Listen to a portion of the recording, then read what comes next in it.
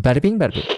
It's 3 a.m. in South Korea. May 27th of 2023, so literally like a month ago. A taxi driver pulls over to pick up a young girl and her suitcase. He pops open the trunk. He even offers to help her put it into the trunk, but she's like, no, I'm good. Don't worry. It's not a big deal. I can do it by myself. Again, it looked really heavy, really, really heavy. She said, no, don't worry about it, sir. I can do it myself. I mean, the physical strength of the youth never ceased to amaze this taxi driver.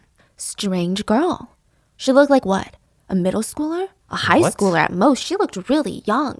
I mean, what is she even doing alone? This case has recently gone viral in Korea for a number of reasons. I mean, just the brazenness of the crime, the CCTV footage of the killer looking like a happy person. I'm gonna show this to you. She's just skipping around with dismembered remains in her suitcase.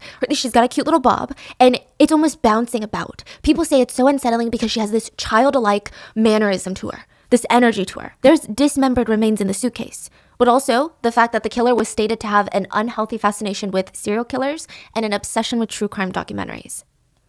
She killed, dismembered, and disposed of a victim because she, quote, just wanted to see what it feels like to kill. Hannah opens the door and she's ready to start tutoring. There would have been no way for Hannah to have known that this little middle schooler that she had just let into her home was not actually a middle schooler. Chung Yu-jung was her name. She was not a middle schooler. Yu-jung was not 12 or 13 or even 14 or 15 years old, but rather 23 years old. She could have potentially been older than Hannah. We don't know the victim's precise age. The middle school uniform that she was wearing was purchased at a thrift store, and underneath it, she was hiding a knife. Which would later indicate to a lot of psychiatrists that she had researched where to stab. She knew what she was doing. She also stabbed the same area on the neck over 20 times. Once the 23-year-old pretending to be a middle schooler finished killing the victim, she relished in the satisfaction of a job well done. She would spend the greater part of the evening at Hannah's apartment, possibly pretending as if this was her own apartment, even changing into the jacket that Hannah wore. She took a jacket out of Hannah's closet and wore it the rest of the night. The jacket that you see on CCTV camera is Hannah's jacket. She almost has this childlike demeanor, meaning that if we were to bump into her in the street, we would probably think, oh my god, I just bumped into like a little high schooler. Oopsie, sorry. Like, oh, she looks cute and innocent. She very much had a girl next door, sweet, innocent appearance that had viewers and netizens absolutely floored when they found out what was in that suitcase. The police also take her phone and they start searching through it, and they just have so many questions. Did you know the victim? Did you target this victim? Why would you do this? How long have you been planning this? Are there other victims? Are you working with someone? She clearly was not being the most honest person, so the police, they start going through her phone, and we're gonna come back to all of her lies, but let's go through the phone first. The police check her phone hoping to get some answers. They found a colorful search history where she had searched online for tips on how to hide a corpse. She also had watched a ton of true crime documentaries, allegedly feeding off on, it said that she just really wanted to know what it felt like to kill. Yeah, we're gonna get back to it. But something the police rarely see was that her phone was empty. Just like everything. Not like she had wiped her phone and deleted everything, but digital forensics revealed that Chung Yu-jung, her phone, she was not in contact with a single person. She had no contacts in her cell phone, which I know some people don't save contacts, but she had no messages, no calls coming in or out, none, nothing, no friends, no family, no social media interactions. No one was contacting her. In this day and age of 2023, how nearly impossible is that?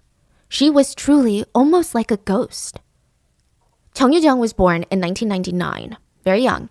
She, like a lot of people, was born into a pretty volatile house. Her parents were always busy working. They were too busy to take care of her. She was sent off to live with her grandfather, and he was the exclusive sole guardian throughout her entire childhood, which I think is interesting. So in a lot of cultures, and Korean culture as well, it's common for grandparents to move in and raise the grandchildren while the parents are busy working. But her grandfather was listed as her sole guardian. I'm sure it probably impacted her in some way to not have her parents around, to not having this loving dynamic that a lot of kids have. But I mean, it's been proven time and time again that a child's first example of a relationship is with the parent. So we don't know. It's just something to consider. Ultimately, we have no idea what happened, if anything, but we know that it wasn't the most stable home. Regardless, growing up, Yu-jung was regarded as a very specific word that I've never really heard in cases. Invisible.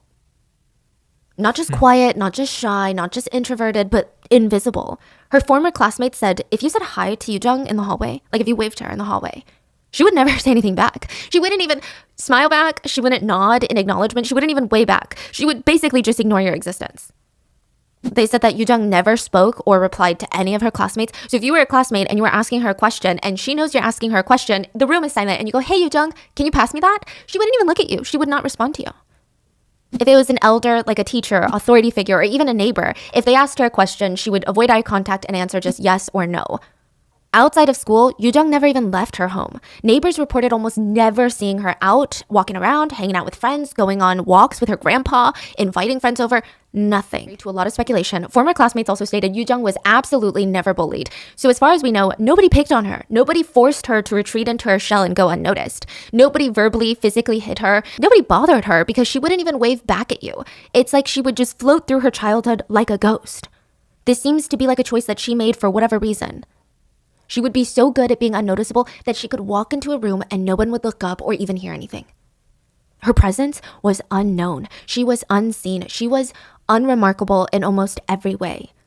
We have no idea if she desperately desired to talk or to say something or wanted someone to listen to her, as if she was invisible and she didn't want to be. She couldn't stop. Maybe her brain blocked that part of her life or blocked that part of her socialization. I don't know. Or on the flip side, you could argue that this was a choice. She didn't like people. This was her own little rebellion to not talk to people. She was deliberately ignoring them. But she did kind of unsettle her former classmates. So they never bothered to get to know her, but they reported that she would sit behind curtains alone. So like imagine there's a curtain. She would just sit behind it. Just like hiding herself, but not really hiding herself because you would see that there's a human behind the curtain and then you would look at the shoes and then you'd be like, why is Yoo-jung behind the curtain? Sometimes you would hear crunching noises from behind the curtain and she would just be behind the curtain eating snacks. A professor named Lee Soo-jung was interviewed about this case, and as an expert in teen psychology and behavior, they stated that she had unusual behavior for a teenager. They said that adolescent ages are a time of pure curiosity of your peers. You want to know what your peers have to think, have to say about everything, how they dress. You want to get to know everyone your age. You have this like innate desire to understand them because you want to be part of your peers. This is not like anything we've heard. Yeah, this one's very weird. And it's going to get weirder. So far it's weird, but it gets weirder. The professor stated that if they were to evaluate this type of behavior, they would categorize it as psychopathic tendencies and/or behavior that is being displayed at an early age. So Yoo-jung puts in as much effort into her schoolwork as she does getting to know her classmates.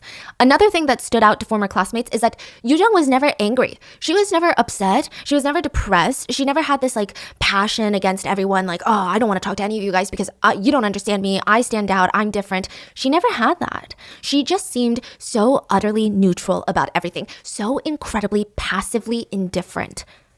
And in hindsight, a lot of people said that might be scarier. But she still managed to graduate in 2018 from the Kyunghee Girls High School. She had no clue what she wanted to do with the rest of her life, which, is very normal. But she also had zero intention of trying to explore things and figure it out.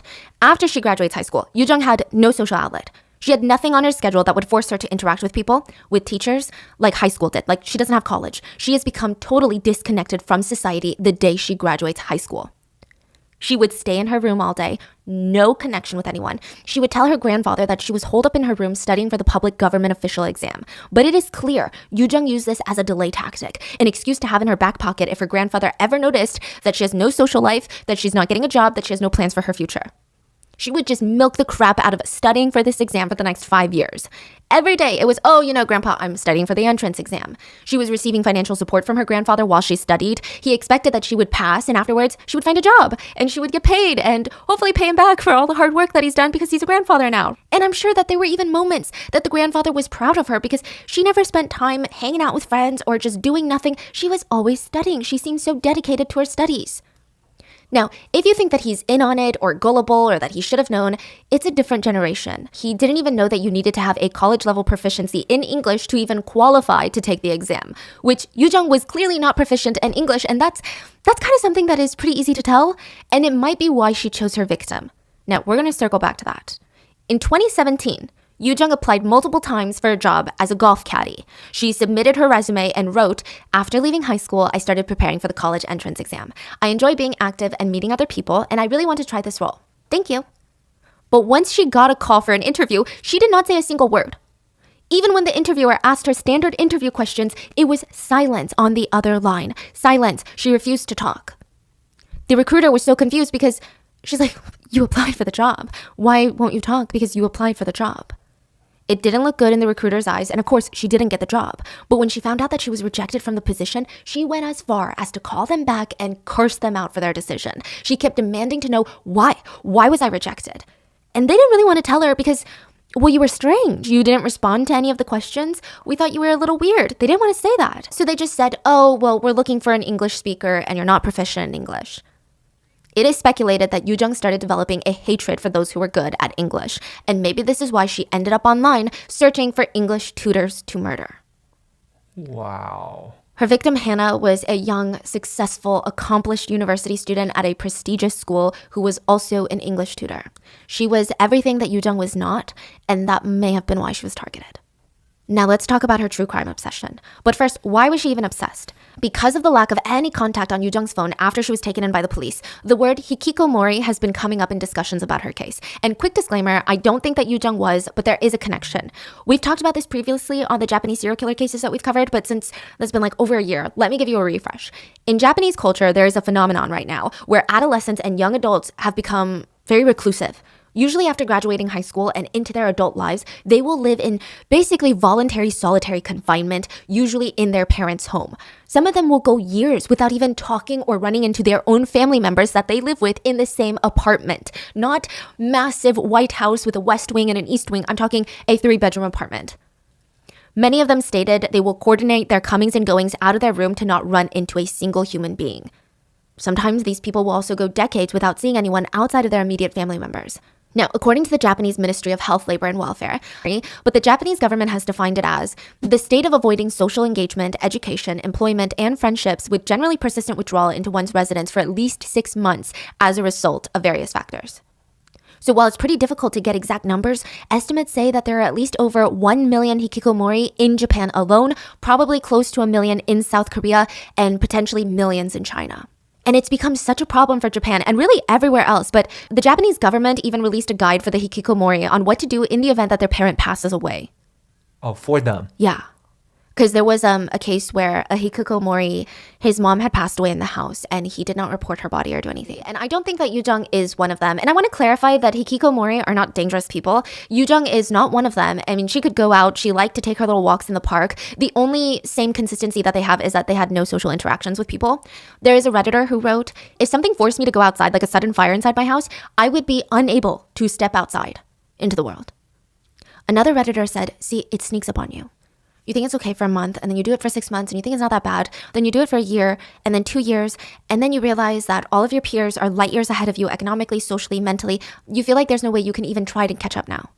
So what's the point? It's been known to psychologists that the more one doesn't socialize, the less they know how. It's something that you can technically forget. It's like talking. You have to learn to talk again. And it's this vicious cycle of not socializing for even longer because you forget how to do it and then repeat and repeat. It's happening in Japan, China, South Korea, the United States. Some behavioral scientists have credited this retreat from society to the overwhelming pressure of succeeding in Asia's work culture after high school. So in China, some people actually attribute it also to the fact that the population has profoundly more men than women, saying that this puts so much pressure on men looking for partners, whereas women can be a lot more selective. So these men decide, I don't even want to partake in this game that society plays. I want to completely withdraw. So why is this happening all of a sudden in this day and age? Because of technology. So back then, there were hikikomori in Japan, and most of them would read manga, they would watch like DVDs and stuff. But now with the internet, people feel like they really don't have to go outside. Everything can be done online. They can watch shows, they can watch YouTube videos, they can talk to people anonymously without the threat of feeling exposed or vulnerable. They can go to safe forums that they can communicate with. They can do everything online, especially in places like South Korea, Japan, and China, where everything can be delivered at your fingertips in record time. It's so easy to never leave. I mean, it's gotten so bad. There's actually services where you can hire young, pretty women, and typically they're hired by parents of hikikomori, and they'll come and try to talk to the predominantly male community. Like, they'll come and talk to your son and try to lure him out of his room. Yeah. It's estimated that this phenomenon is affecting millions of people around the world, and it's honestly very heartbreaking. It's a very lonely existence, I imagine. And again, I don't think that Yoo Jung can be fully categorized as hikikomori, but regardless, she probably felt the effects of the lack of social connection and almost complete social isolation, which risk of that is mental health issues like depression, anxiety, substance abuse. You can even get chronic conditions like high blood pressure, heart disease, diabetes, higher risk of dementia because you're not socializing. And again, just another disclaimer, like most mental illnesses, the hikikomori lifestyle, I mean, this is typically only detrimental to the person themselves and maybe perhaps their family members who have to interact with them and try to provide for them and help them. But most of the time, they are just nonviolent, introverted, modern-day hermits. There were a lot of hikikomori that were interviewed and they said, it didn't matter because it just started like 1 or 2 days. I would just stay in my room and be on the internet and I thought, this is nice, I like it. And then it was a month and then they were thinking, this isn't too bad. And then 6 months crept in, a year crept in, 2 years crept in. And then a lot of them report feeling like it was too late. Like they had already ruined their life. They felt like I already spent the most formative years, the most important years of my career. There's no way I can get a job in the competitive Asian work economy. Like people just out of college of prestigious colleges, they can't even get a job. I've been doing nothing for the past 5 years. How am I going to get a job?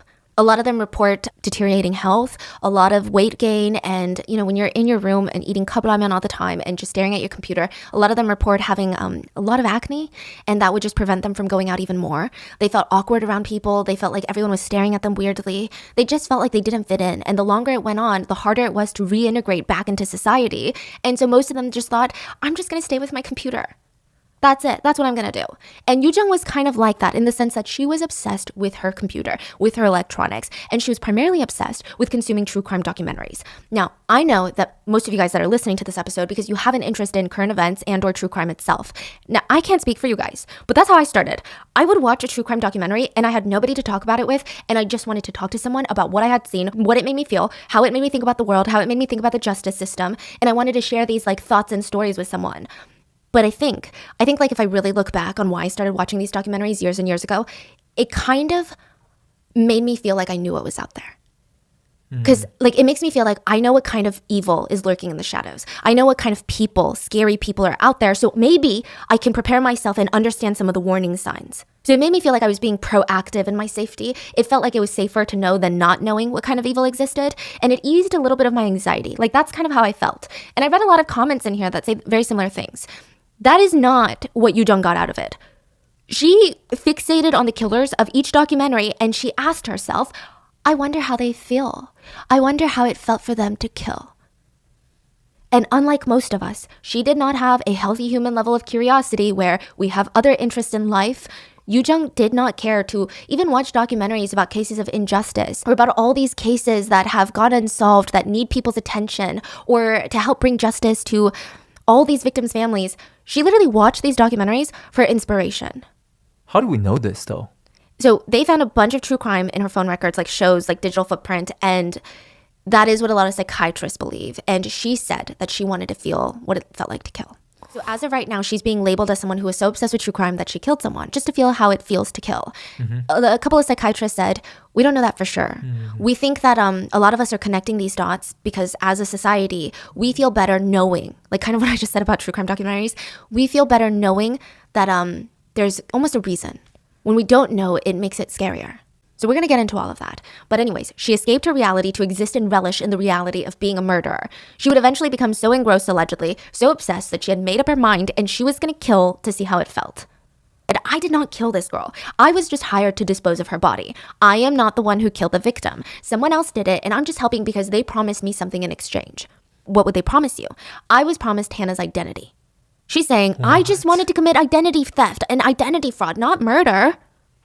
Many psychiatrists would later speculate, while this is a blatant lie, she is the killer, but it does give insight into her own thoughts and desires. She wanted Hannah's life. Yeah. She was jealous of Hannah's life. She wanted her identity. And side note, police found a digital footprint of her watching the South Korean movie Helpless multiple times prior to the murder, and this is allegedly one of her favorite movies. It's a Korean thriller. The movie is about a couple who are traveling to meet the husband's parents in the countryside of Korea. They end up stopping at this rest stop and getting coffee, and when the husband returns to the car, his wife is gone. She's not picking up her phone. She just vanished. He's like searching through the rest stop. He finds a little hairpin in the bathroom. She's not in the bathroom. He drives all the way back into the city, goes to her apartment. The apartment looks like it's been completely ransacked. So he's like, what the hell is going on? He gets his cousin involved, who is a former police officer. And they find out that the wife has been stealing other women's identities. Anyway, the police know that this is a lie though, that she did not kill Hannah. She definitely killed Hannah. So they keep pushing, and Yoo-jung quickly changes her story once more, and she stated that she killed Hannah because she got into a fight with Hannah. And the police are fed up. They don't believe this because why would you get into a fight with someone you don't know, and why would you trick them into being your English tutor if you don't even know them? Like, it doesn't make sense. So they did not believe this lie either. And while she's being stalled by investigators, the cops were able to look up her family registry in the system and call Grandpa Jung, the man who raised her. He rushes to the police station and his whole universe shattered that day.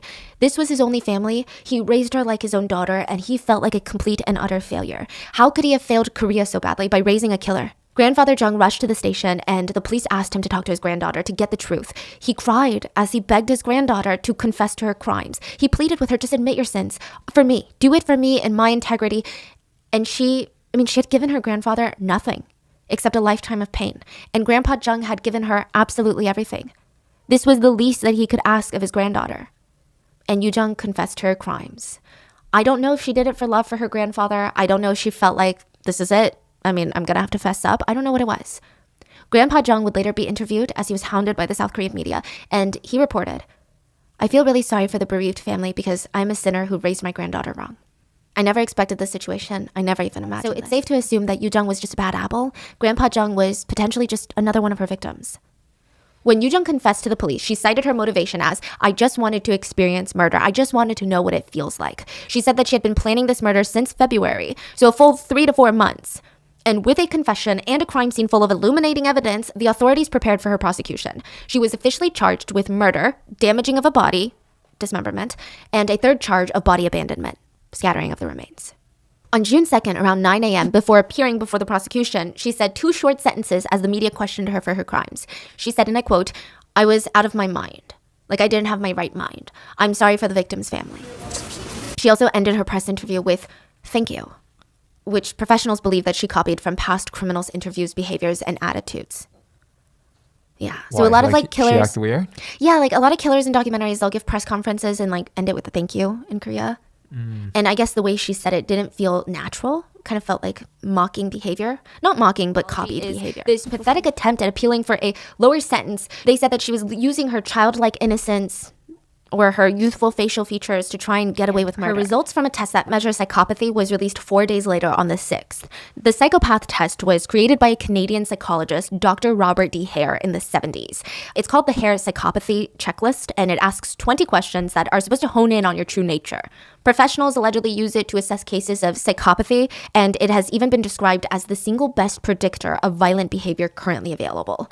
The psychopathy measurement test functions on a scale out of 40. So the lower the score, the least likely you are to have traits of a psychopath.